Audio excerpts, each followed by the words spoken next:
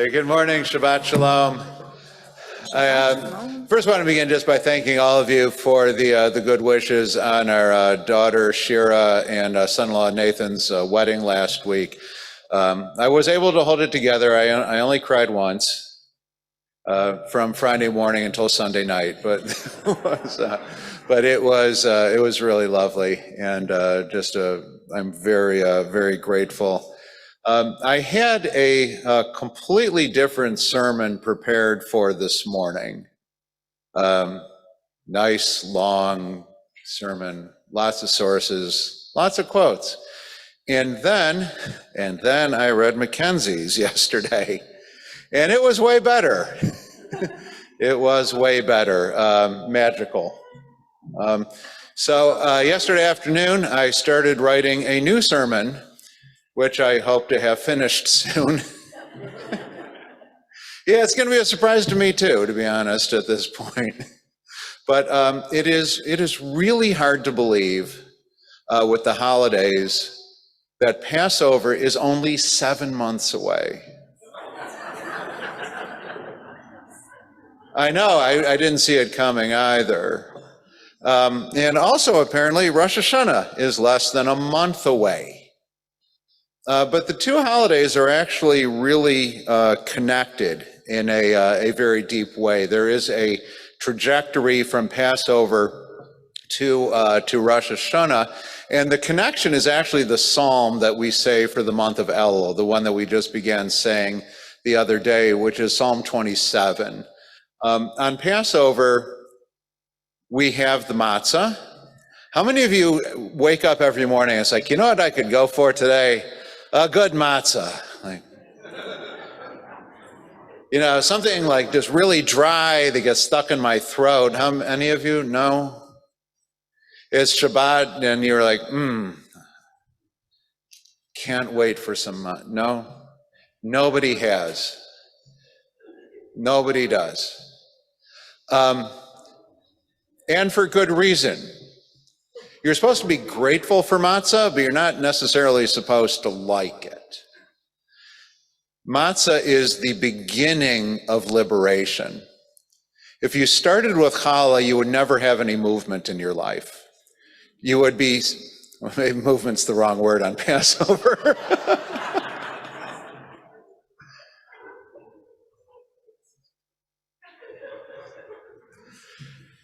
Good morning and Shabbat Shalom.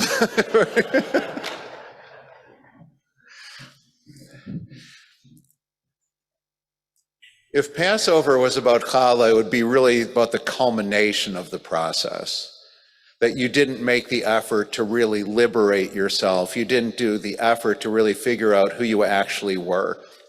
So on Passover, we have 3 matzahs, and during the part called yachatz, we break the middle matzah, and we hide away the larger part, and that becomes the afikomen. That's where we search for it at the end of the Seder, and then that's the last thing that we eat. We eat the broken part. Now, I think it's really interesting that we actually don't eat a whole piece, but we actually take from the broken part and say that that has tremendous value as well. And it really symbolizes that all of us, to some extent and in some way, are broken. Not one of you, I don't care how old you are, your life hasn't been perfect. You have gone through stuff. Even if you're a kid, you have gone through stuff. And you're going to go through more stuff. And there are days you just feel like you can't do it anymore, and you feel broken, and you don't feel worthwhile. And eating that piece of matzah is a reminder that even within the brokenness, you are complete. You have something to offer. You are not disposable. You are infinitely valuable. And the connection between Passover and the brokenness of the matzah is actually the Psalm 27, which is one of my favorite psalms. And it says, Ki yitzpaneni b'suko b'yom ra'ah, Yasti reina beseter ohalo bitsur yeroma meni. That God will shelter me in a sukkah. A sukkah is a fragile structure, but it gives you some protection from at least the sun, from the wind. It says, God will shelter me in the sukkah, bayom ra'ah, on a bad day, and God will elevate me. The question I actually had about this verse, and it actually just came to me this yesterday in my desperation to come up with something. Thank you, Mackenzie. It says, God will shelter us on the bad day, but wouldn't it just be better to shelter us before the bad day so nothing bad happened? That would be great. Shelter me away, and I never have to experience anything bad. But when you're sheltered, it also means you don't experience anything good, and you miss your life. The purpose of the Torah was not to stop bad things from happening to us. It was to give us the tools to deal with them. Your life is going to happen to you. And if you try to avoid it, you're going to miss your entire life. You might miss some of the good, you might miss some of the bad, but you're going to miss everything. And Judaism is about embracing your life and living your life, even when you're not in the mood. Because again, it's going to happen to you. Are you going to embrace it? The word for shelter here is yitzpaneni, safun.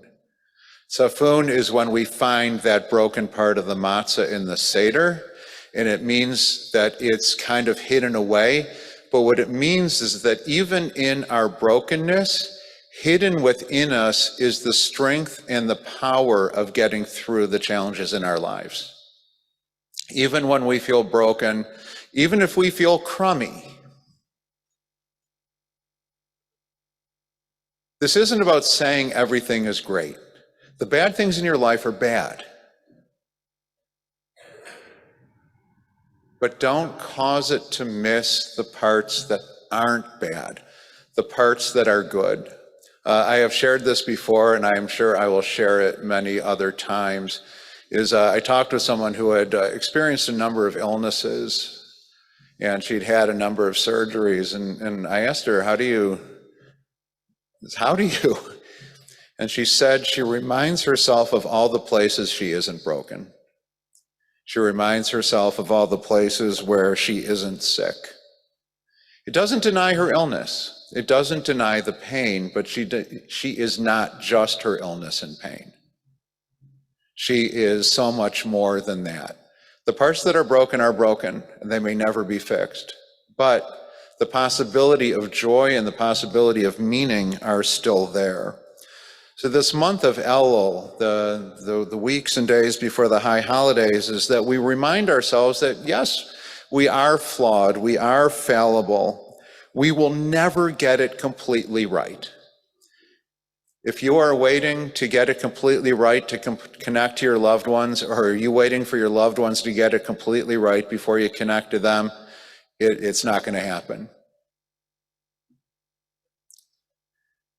But we are also infinitely valuable, we are resourceful, and we are resilient.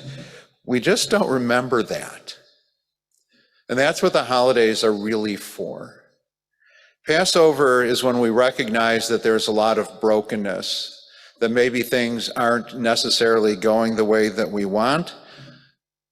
But Rosh Hashanah is a reminder that sweetness is possible, that we can be the best versions of ourselves, and every day we can actually say, Dayenu, we are enough. So I pray that for all of us as we approach the high holiday season, even if you're not feeling great about everything, even if things aren't going your way, even if you feel broken, you are perfect, you are complete, and you are enough. Shabbat Shalom.